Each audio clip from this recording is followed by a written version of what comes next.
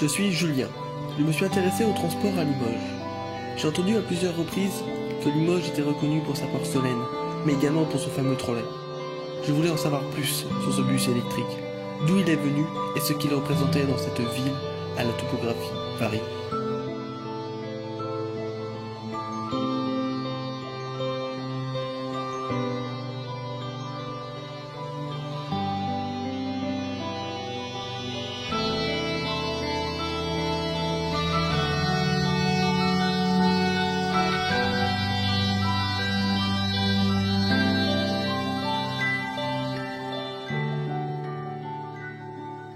Donc à la fin du 19e siècle, dans les années 1880, la ville de Limoges est en plein essor industriel. Il y a à l'intérieur du cadre urbain de très nombreuses manufactures de porcelaine, mais aussi quantité de petites manufactures, donc des milliers d'ouvriers qui se déplacent dans l'espace intra-urbain. Et là se pose véritablement ce que l'on appellerait aujourd'hui une question des transports publics dans une ville de 70 à 80 000 habitants. Et c'est une question qui devient même essentielle pour la municipalité de Limoges, qui se met à réfléchir à un système de transport public, à un réseau de transport public à partir des années 1880. C'est le projet de deux ingénieurs lyonnais qui va être retenu, Gramont et Faye, qui eux proposent ce qui est la modernité de l'époque et ce qui séduit beaucoup d'élus municipaux à cette époque-là, qui est un tramway électrique. Donc là, la ville va enfin accepter cette proposition, et c'est ainsi qu'est créée donc la compagnie des tramway électrique de Limoges. Alors l'accueil a été triomphal à Limoges. Et on estime que vers 1900, donc quelques années plus tard, les lignes concernaient pratiquement 3 à 4 millions d'habitants.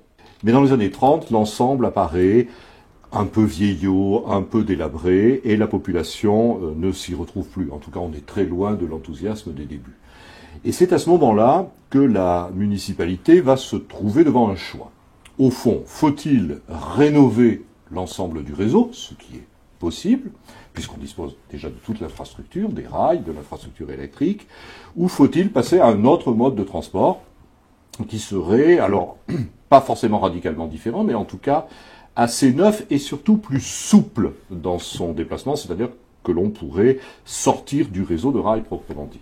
Et là, le choix va être fait après une visite en Belgique, à la veille de la guerre, notamment dans la ville de Liège, une visite des administrateurs de la compagnie des tramways et de la municipalité. Le choix va être celui du trolley, tel qu'on le connaît encore aujourd'hui, c'est-à-dire d'un bus disposant d'antennes lui permettant d'attraper le courant sur des fils suspendus.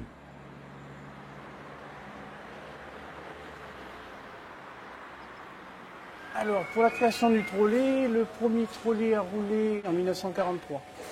2013 a été le 70e anniversaire du trolley à Limoges. Donc ça a commencé, le premier trolley, c'était un CB60. Ensuite est venu les VBRH. Ensuite, la société s'est dotée de trolley ER100. Et au milieu des années 2000 est arrivé les Cristallis et depuis début 2013, des trolleys articulés de marque ES qui viennent directement de Suisse. C'est aussi l'énergie de demain parce que vous le voyez avec la pollution et tout, on cherche toujours à innover dans la recherche pour polluer le moins possible et ça reste une énergie propre. Et je pense que nous à Limoges, on l'a déjà depuis fort longtemps et si ça peut se développer par la suite, même dans d'autres villes, ça peut être bien.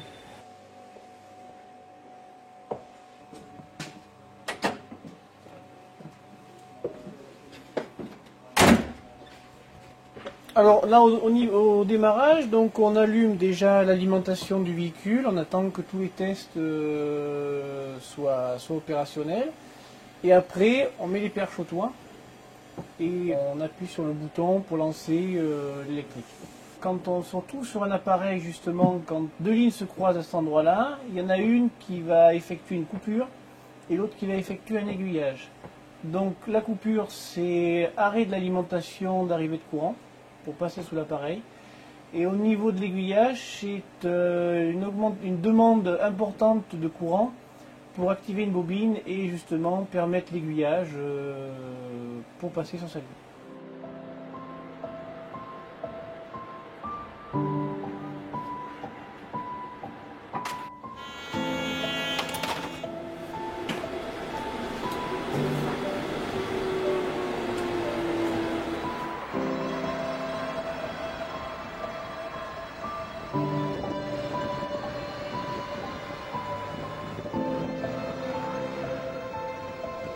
mot trolley a une double origine, en fait, a une origine anglaise, le troll, le chalut, l'idée de traîner quelque chose, et puis le vieux mot français troll, qui signifie aussi traîner, donc l'ensemble est bien d'emmener des passagers par un moteur qui tire, en quelque sorte, mais sur des pneus cette fois, et non plus sur des rails.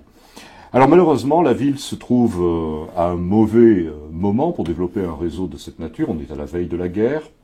Et la guerre, évidemment, va entraîner toute une série de ralentissements de ce projet. Manque de matières premières, pénuries diverses, sans compter les problèmes liés à tous les conflits. Par chance, une des grandes compagnies qui fabrique les trolleybus et qui était installée à Paris, qui est la compagnie Vetra, va être, comme beaucoup d'entreprises qui quittent la région parisienne, délocalisée à Limoges. Et elle s'installe dans le lieu même qui était le siège de la compagnie des tramways. Autrement dit, Limoges devient, par un de ces hasards que créent les conflits, la ville où l'on fabrique des trolleybus. Donc ça va permettre de pallier un petit peu les effets de la guerre, et on va pouvoir mettre en place à Limoges, au fond, les premiers trolleys qui seront inaugurés le 14 juillet 1943. La première ligne allant de la place Carnot à l'avenue Baudin. Donc on traverse à nouveau la ville, de la même manière qu'on l'avait traversée d'ailleurs avec la première ligne de tramway. Alors pendant un temps, les deux systèmes coexistent, le trolley, le tramway, mais le tramway est déjà condamné. Le trolley va prendre la place du tramway, le tramway disparaît en 1951, alors que le trolley, lui, ne cesse de se développer, ligne 1, ligne 2, jusqu'à la ligne 6. Il y avait, à peu près dans les années 50, je crois qu'on était arrivé à une flotte de 33 trolleybus pour l'ensemble de la ville.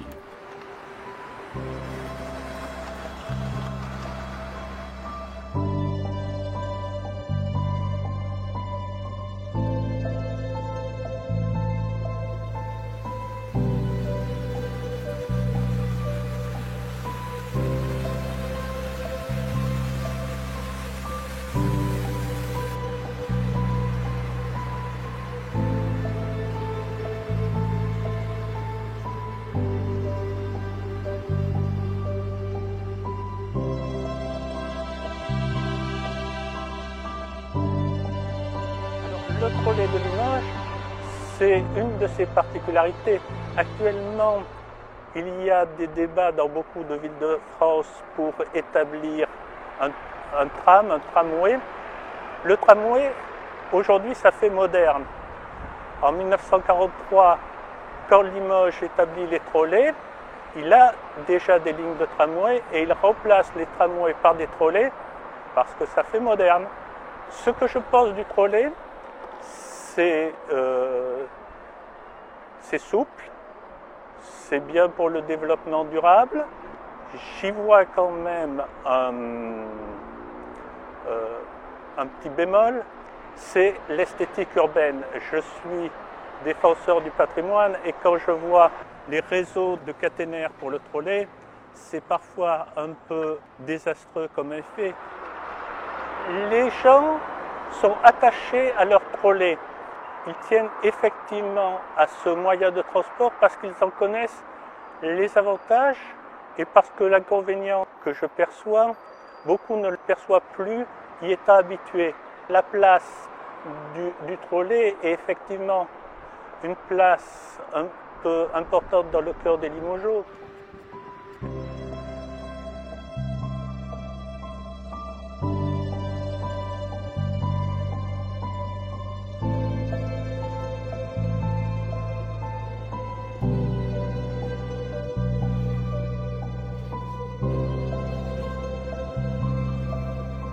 Qu'est-ce que ça vous fait d'être une des 3 villes françaises à avoir le trolley? Une fierté, entre guillemets, puisque ce mode de transport, effectivement, a failli disparaître. Limoges est toujours resté fidèle à cette énergie et à ce mode de transport. Pareil pour les deux autres confrères effectivement qui ont encore du trolleybus, qui sont TCL, l'autre donc qui est Lyon, et puis la Stas, donc Saint-Étienne. Ça peut paraître paradoxal puisqu'à un moment donné, le trolley est passé pour un mode de transport désuet. Donc c'était presque, c'est quelque chose de vieux, de has-been, de complètement dépassé. Et depuis, je vais dire, une grosse dizaine, voire quinzaine d'années, c'était un mode de transport, de par son énergie de toute façon, qui redevient à la mode, entre guillemets, puisque c'est tout simplement, il ne faut pas se leurrer non plus, c'est le métro et derrière le tramway, bien évidemment, qui ont fait que l'énergie électrique s'est mise au devant de la scène. Le trolley, c'est juste de l'énergie électrique, un bus beaucoup plus moderne et adapté, un format de bus à de l'énergie électrique. Donc on est maintenant dans un transport, je ne vais pas dire classique, mais pas loin du futur, puisque d'autres villes modernes, effectivement, s'intéressent à l'énergie électrique au travers du trolleybus. Notamment aux États-Unis, vous avez Las Vegas, il y a des villes en Italie, etc. Donc c'est quelque chose qui commence effectivement à intéresser de nombreux opérateurs de transport. Quelles sont les campagnes publicitaires de la STCL pour développer les transports en commun de Limoges? C'est effectivement montrer l'intérêt du transport public avec l'aspect tarifaire. Vous avez grosso modo en 3 pleins de votre voiture, ça vaut le prix d'un titre de transport le plus cher possible qui puisse exister à l'année. Et puis il y a la conscience écologique qui se développe, plus auprès des femmes, il faut le reconnaître, puisque 60% de la clientèle est féminine. Et les femmes sont plus dans une logique, je ne vais pas dire mercantile, mais justement très logique, l'aspect économique. Utiliser le transport en commun, ça coûte nettement moins cher que d'avoir une voiture, une petite citadine de catégorie A, que ce soit en termes d'assurance, de consommation, de parking, et alors ne parlons pas de l'entretien et de l'achat en amont. Et les hommes, ils restent encore sur la voiture, sur un aspect, on va dire, social, où effectivement, afficher sa réussite pour certains d'entre eux, même si cela tend à évoluer. Les femmes ont également plus le respect, on va dire, de l'environnement, et l'aspect écologique fait partie effectivement de leur choix pour utiliser les transports. Il y a l'aspect économique, écologique et la praticité de par le réseau étendu sur Limoges Métropole. D'où vous est venue l'idée des dessins sur les trolleys? Alors comment est venue cette découpe? Tout simplement parce qu'effectivement on avait l'arrivée des trolleybus articulés, donc c'était une grande nouveauté sur Limoges puisqu'on avait des bus articulés, on avait des trolleybus standards, on n'avait jamais eu de trolleybus articulés. Donc je souhaitais un peu marquer, on va dire, l'événement. Effectivement, j'étais parti sur une œuvre mobile, on va dire. J'étais pas parti tout à fait au départ sur Patrick Sobral, donc le célèbre dessinateur, scénariste de la bande dessinée, donc la série Les Légendaires. J'étais parti sur des peintres. Et puis en fin de compte, c'est chez un ami où j'étais en train de lui emprunter des bandes dessinées parce que je suis très fan de bandes dessinées. Je me suis moqué de lui en disant à 40 ans, t'as ça comme bande dessinée. Il m'a dit non, c'est pour les enfants. Je dis, de toute façon, il est d'ici, lui, donc c'est pour ça que je l'ai. Je dis, d'accord, il est d'ici, et j'ai contacté M. Sobral. Le défi lui a plu à relever, et il nous a fait cette superbe découpe, j'appelle ça comme ça, qui est un peu un extrait d'une de ses bandes dessinées en fin de compte. Et puis ça a correspondu au lancement donc, du trolleybus ACE sur le réseau TCL, sur la ligne 4, donc Paul Saint-Lazare, Montjoly. Oui. Oui, c'est pour signaler, il y a les travaux, là, ils refont la rue qui remonte de Jean Monnet jusqu'à Esther. Et comme ils ont refait le goudron, ils m'ont détourné en passant par Esther. D'accord, ça marche. Je te remercie beaucoup. Je vais envoyer quelqu'un. Merci. On est là pour gérer les conducteurs à distance par le biais du radiotéléphone, qui est un outil aujourd'hui très très important. Je me rappelle, pendant pas mal d'années, au tout début, on n'avait pas de radiotéléphone. Donc c'était quand même très pénalisant, un véhicule qui tombait en panne en cœur de ville ou à l'extrémité d'une ligne. Le conducteur était obligé de trouver une cabine téléphonique ou un commerçant pour entrer téléphoner, pour signaler ses problèmes au PC Régulation. Le trolleybus circule de la même manière qu'un bus, donc à part qu'il est en traction électrique, son mode de déplacement c'est l'électricité. On peut se désaxer de 2,50 m à 3 mètres par rapport à l'aplomb de la ligne aérienne. Il est vrai qu'avec un bus, on n'a pas ce souci. On peut s'écarter beaucoup plus, on peut contourner des obstacles beaucoup plus facilement. Et si vraiment on doit le faire avec un trolleybus, il suffit aussi de baisser les perches. Aujourd'hui, tous nos trolleybus sont en mesure de fonctionner hors tension électrique. C'est exactement un moteur auxiliaire diesel qui est installé à l'arrière du véhicule et qui leur permet d'être en mouvement, de se déplacer sans avoir donc l'alimentation électrique qui est donc transmise par les fils et puis par les perches et les têtes de perche, et ça va au moteur électrique.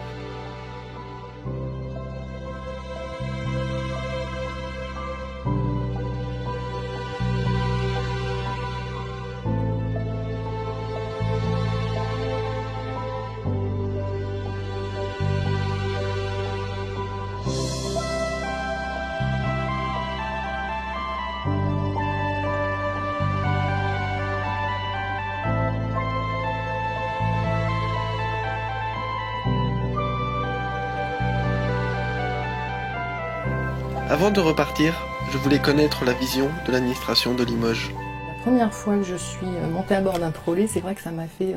je me suis sentie zen. Je pense que c'est le fait qu'il n'y ait pas de bruit, que ce soit un mode vraiment très silencieux, qu'il n'y ait pas d'à-coups. C'est un mode de transport qui est très doux finalement à l'accélération et au freinage. Donc j'ai vraiment apprécié ce premier voyage, et puis les suivants d'ailleurs, pour ces éléments-là. C'est une ville qui est très pentue, très vallonnée, donc avec effectivement des voies avec des pentes assez importantes, et c'est tout l'avantage effectivement du trolley qui, de par sa puissance, permet d'avoir aucune difficulté pour monter ses pentes, comparé à un bus articulé par exemple, qui a un petit peu plus de mal. Ah, écoutez, je crois que le trolley d'abord c'est un peu l'image de Limoges. C'est ce qui traverse, non pas les siècles, mais les années.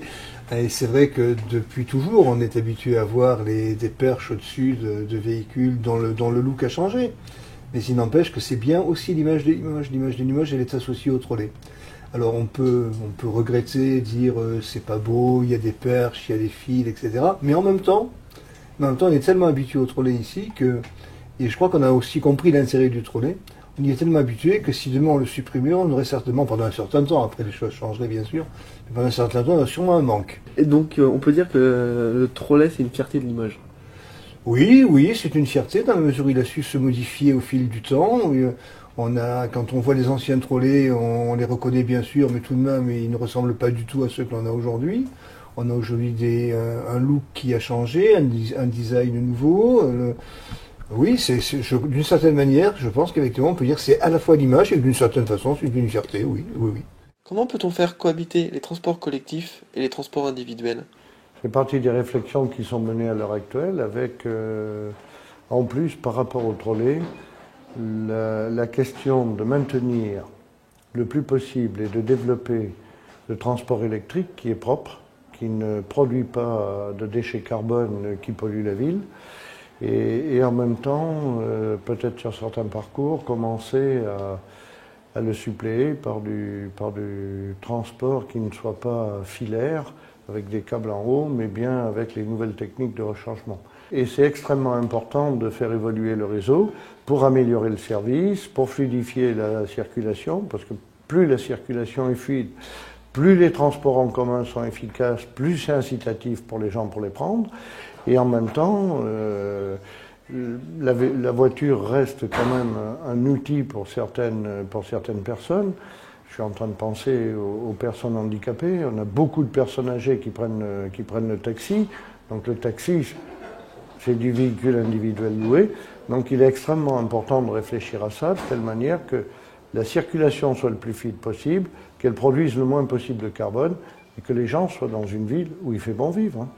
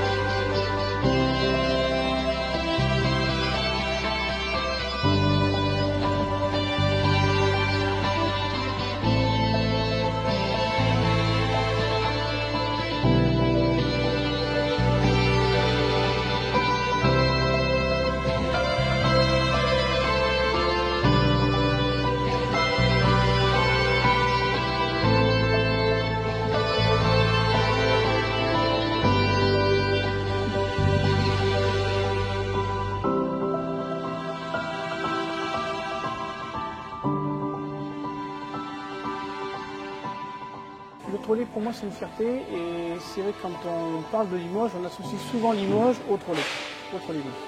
On avait vraiment fait une découpe particulière qui existe toujours d'ailleurs sur un des trolleybus articulés. Et j'étais à un arrêt de bus avec des personnes âgées qui, quand elles ont vu le trolley articulé, elles se sont regardées et elles se sont dit « mais il doit faire noir dedans, et comment il voit le chauffeur ?» Donc voilà, c'est une petite anecdote sympathique. Et puis sinon, bah, c'est... des touristes justement aussi qui voient le trolley passer et puis un tramway. Ah non, c'est pas un tramway, c'est un trolleybus. J'ai pris beaucoup le trolley quand j'étais petit et que je l'utilisais mais il y a quelques semaines quand même, et que je l'utilisais pour aller au cours complémentaire du Pont-Neuf. Je traversais la ville en trolley.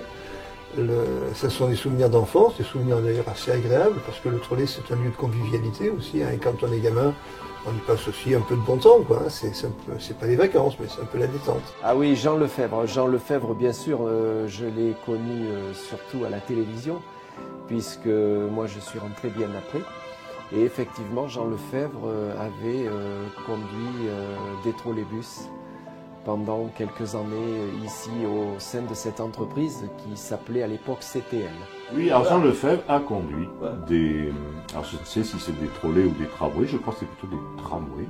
Non, c'est des trolleys à Limoges, voilà. Et il aurait, paraît-il, dans le secteur de la mairie, eu un accident, il aurait heurté un âne. Alors on raconte cette histoire, mais il faudrait en vérifier véritablement tous les composants. Le trolley vient d'être complètement relooké, je ne sais pas si on dirait comme ça aujourd'hui. Alors il y a un petit débat aujourd'hui dans Limoges entre la nostalgie du tramway ou le trolley. Les tramways revenant à la mode un petit peu dans les zones de grandes villes. Je crois qu'à Limoges se repose la question du tramway. Et d'un temps qui du coup, le temps du tramway qui devient un petit peu mythifié, alors même qu'on sait qu'à la veille de la guerre, le réseau était à bout.